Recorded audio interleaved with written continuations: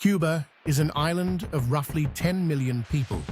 Twice in the last 35 years, its entire power grid has failed all at once, nationwide, for the exact same reason both times.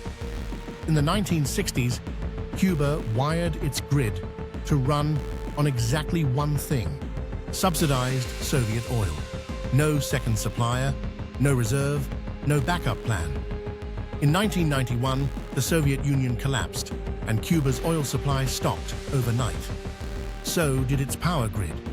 The island spent years in extreme rationing during what it still calls the special period. The obvious fix was to diversify suppliers. Cuba didn't. In the 2000s, it rebuilt its entire energy system around one new patron instead: Venezuela, under Hugo Chavez. The New Deal was Venezuelan crude oil in exchange for Cuban doctors. For nearly 20 years, it held the identical single-supplier design that had failed once already, just with a different flag painted on the tanker. Then Venezuela's own oil output began falling. By 2024, Cuba's supply was already thinning, and its aging plants started failing on their own. 3 separate total nationwide blackouts hit the island that October, November, and December alone. Then, earlier this year, a US-led intervention in Venezuela removed its government. The oil that had supplied roughly half of Cuba's imports, 35,000 barrels a day, stopped completely, with no replacement lined up. Cuba burns more than double the oil it produces itself. With its one supplier gone, a new US order added tariffs on any other country that tried selling it fuel. By March, the failures came in waves. 3 separate national or regional collapses in a single month. One traced to a leaking boiler at the very same Matanzas plant that had already failed back in 2024. Cuba's government calls the measures a blockade. Washington's Secretary of State calls that beside the point, blaming decades of Cuban mismanagement instead. Independent fact-checkers rated that claim only half true. By May, Cuba's energy ministry admitted the truth on state television. There was no fuel left at all, anywhere on the island.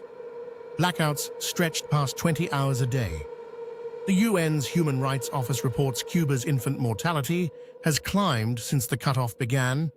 Childhood cancer survival has fallen from 85% to 65%, and medicine supplies sit at roughly a third of normal levels. Empty shelves followed. The same UN report links the fuel crisis to a 60% drop in food production nationwide. By July, the island had logged its 4th total nationwide collapse of the year and its 8th in 2 years. Cuba's plants were never built to survive this. Decades of deferred repairs mean barely 2 of every 3 megawatts on paper can actually be delivered. So one broken generator now takes down the whole island, not just one region.